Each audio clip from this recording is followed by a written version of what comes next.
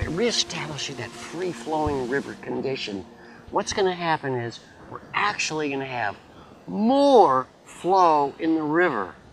The dam actually serves as a net loss of water from the Ocklawaha River. Take the dam out, or a portion of it out, and what are we going to see? We'll see that pool of water go back into the channel. The surface area of water will reduce. The water loss to the atmosphere will reduce. Spring flow from below the river now will come back.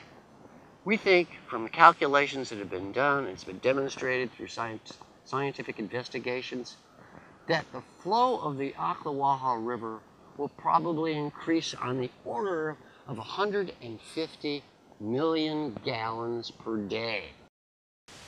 And it's going to bring back 20 or more springs that are underneath the reservoir today that will begin flowing again. So we'll have more springs to enjoy and celebrate. So we're talking about improving the condition of 4 different ecosystems, each one of them having great regional significance, even to an extent global significance. Early on, some of the work that was done at the district while I was Director of Environmental Sciences did give us some concern that there would be impacts due to enrichment with nitrogen in the estuary. But subsequent work over the last 10 or more years, including some very sophisticated modeling work, has shown that the water quality effects would be minimal, negligible in fact. You weigh that against the lift in terms of species diversity and abundance of fish and invertebrates, and clearly I think the scales tipped in favor of doing the restoration. For example, Silver Springs is a first magnitude spring and indeed one of the largest flowing freshwater springs in the world. So that's not a small deal. The St. Johns River is an important estuary for the entire east coast of the United States. For example, the southernmost population of the American shad occurs in the St. Johns River and nowhere else. So the American shad, American eel, other species that that migrate between the ocean and the fresh waters historically use the St. Johns River. We're standing here on the banks of the St. Johns River. The river itself runs 310 miles through the heart of Florida, if you would, flowing right through downtown Jacksonville. This stretch of the river is the estuary.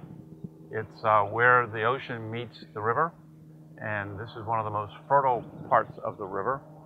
It's also sort of the last stop as you come up the 310-mile length of the river before the river sort of snakes through Jacksonville and finally ends up emptying into the Atlantic Ocean. Having a healthy ecosystem is paramount to having a healthy economy. And we started looking at the way we have used and abused the St. Johns River for years. The damming of the Ocklawaha is sort of an example of that. By reducing the flow of water into the St. Johns River, we allowed more salt water to come in. Effectively, just east of Jacksonville is an unlimited amount of salt water. And so when you change the flow characteristics of the river, either by stopping water flow through a dam, dredging, changing discharge characteristics by paving over areas, you change the migratory patterns of fish. You change the ecology of the ecosystem. We have watched the salinity of the St. Johns River sort of go deeper and deeper into the river over the years.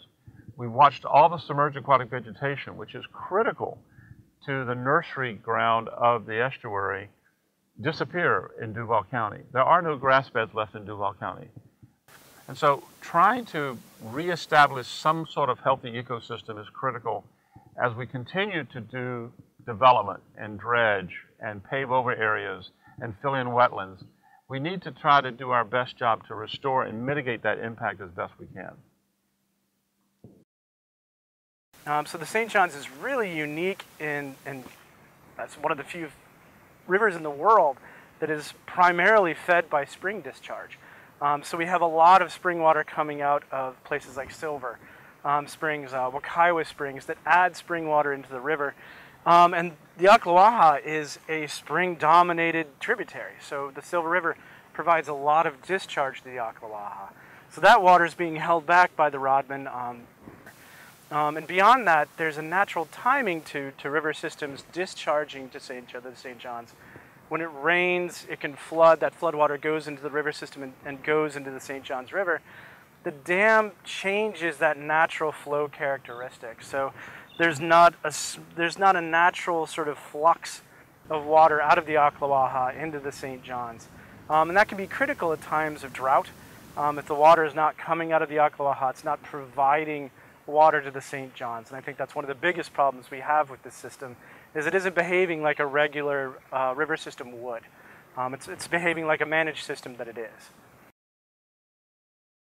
So with reconnecting Silver Springs to the St. Johns River and to the Atlantic Ocean, those migratory animals would return. And those not only include mullet and channel catfish, that also includes striped bass, which really relied on the Ocklawaha River and the Silver River as a place for breeding and propagation in the past.